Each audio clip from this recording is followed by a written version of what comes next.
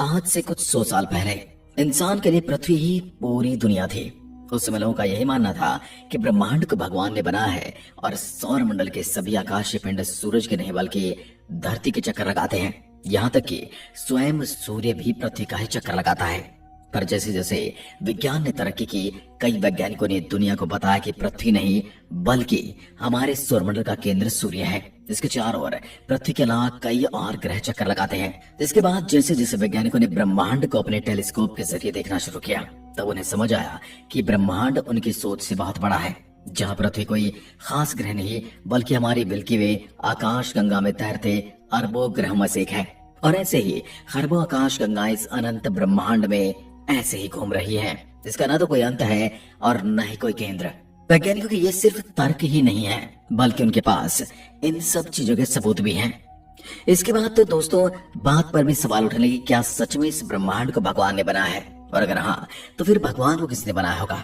अगर आपके मन में भी यही सवाल है तो आप देखते रहिए हमारी इस वीडियो को, क्योंकि आज की इस वीडियो में हम इन्हीं सवालों के जवाब जानने की कोशिश करने वाले हैं। चलिए शुरू करते हैं। वैज्ञानिकों और धर्म गुरुओं के बीच ये बहस हमेशा से चली आ रही है कि ब्रह्मांड का निर्माण कैसे हुआ। तभी 1929 में एडविन हबल नाम के वैज्ञानिक ने अपनी मिल्की वे गैलेक्सी के आसपास मौजूद गैलेक्सी को हमसे दूर जाता देखा और एक खोज निकाला कि यह पूरा ब्रह्मांड काफी तेजी से फैल रहा है। और अगर ये अभी फैल ही रहा है तो एक समय ऐसा भी होगा जब यह काफी छोटा होगा।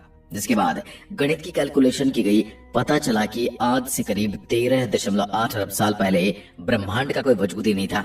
इसी रिसर्च पर जन्म हुआ बिग बैंग थ्योरी का, जिसमें ज्यादातर वैज्ञानिकों का मानना था कि इस पूरे ब्रह्मांड का जन्म एक छोटे से परमाणु जितने बिंदु से हुआ है, जो कहां से आया और कब आया ये कोई नहीं जानता। सुनने में भले ही बेतुका लगे, लेकिन आज दुनिया भर के वैज्ञानिक इस थ्योरी को सही मानते हैं, क्योंकि लगभग 100 साल से यह थ्योरी लगातार कई वैज्ञानिकों द्वारा सिद्ध की जा चुकी है। भले यह थ्योरी हमें अभी बिग बैंग से पहले का जवाब नहीं दे पा रही, लेकिन बिग बैंग के बाद होने वाले सभी इवेंट्स के बारे में यह थ्योरी हमें काफी अच्छे से समझाती है, जिसके हमारे पास कई सबूत भी हैं।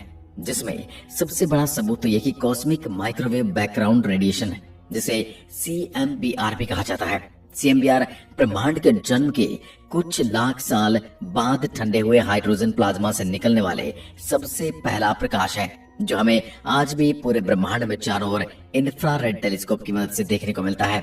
CMBR के बारे में एक और खास बात मैं आपको बता दूं कि यह ब्रह्मांड का अब तक का खोजा गया सबसे पुराना प्रकाश है, जो हमें बिग बैंग के सबसे करीब तक लेकर जाता है। इससे आगे हम अभी तक ब्रह्मांड में कुछ भी नहीं देख पाए हैं, क्योंकि ब्रह्मांड के फैलाव के कारण आज CMBR को प्रकाश को बाहर छोड़ने वाले हाइड्रोजन प्लाज्मा के बादल पृथ्वी से 45.5 अरब प्रकाश वर्ष की दूरी पर है।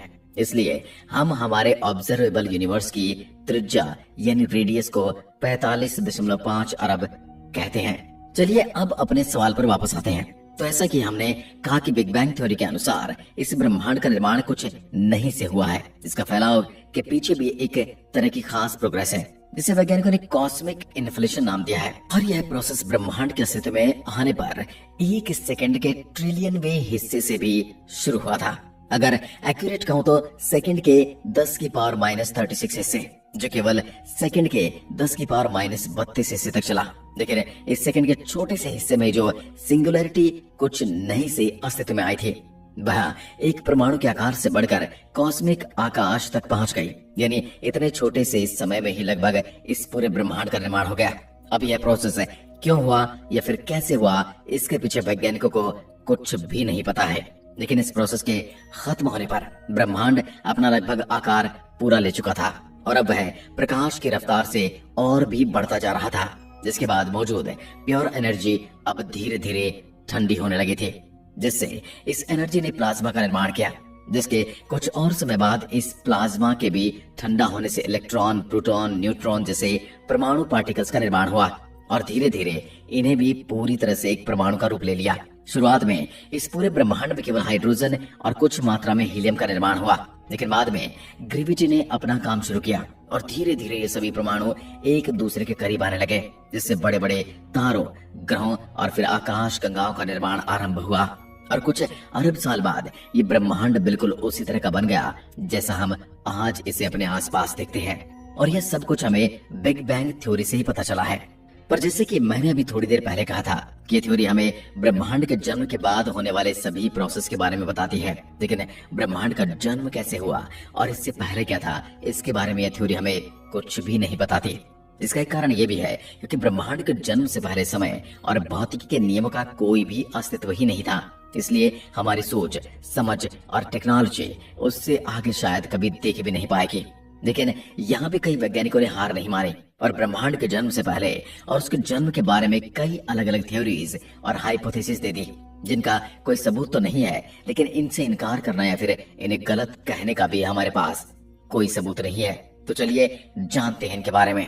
ब्रह्मांड के जन्म के बारे में बताने वाली सबसे पहली थ्योरी का नाम है ब्लैक होल एरा, जिसे जॉन एफ बारो नाम के वैज्ञानिक ने दिया था। इस थ्योरी पर फोकस करके हमारे ब्रह्मांड के सबसे बड़े दानव ब्लैक होल पर है, जो खुद ही स्पेस और टाइम से परे है, क्योंकि इनके अंदर समय नाम का कोई अस्तित्व नहीं है और उनकी ग्रेविटी के सामने कोई भी टिक नहीं सकता। खुद प्रकाश भी इसे पार नहीं कर सकता।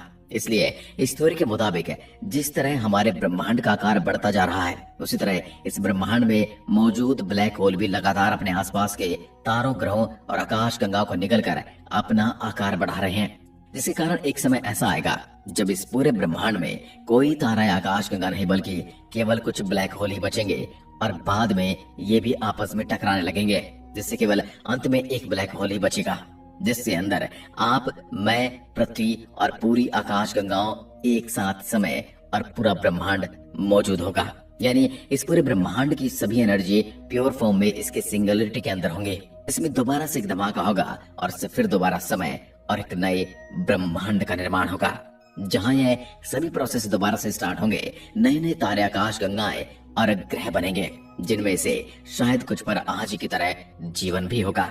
इसी तरह ब्लैक होल के द्वारा इस ब्रह्मांड का निर्माण और नाश होता रहेगा, वह भी अनंत समय के लिए।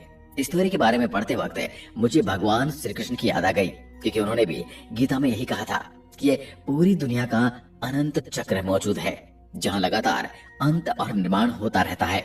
वैसे आपको इसके बारे में क्या लगता है? आप अपना जवाब हमें कमेंट बॉक्स में लिखकर बता सकते हैं। अब इसकी दूसरी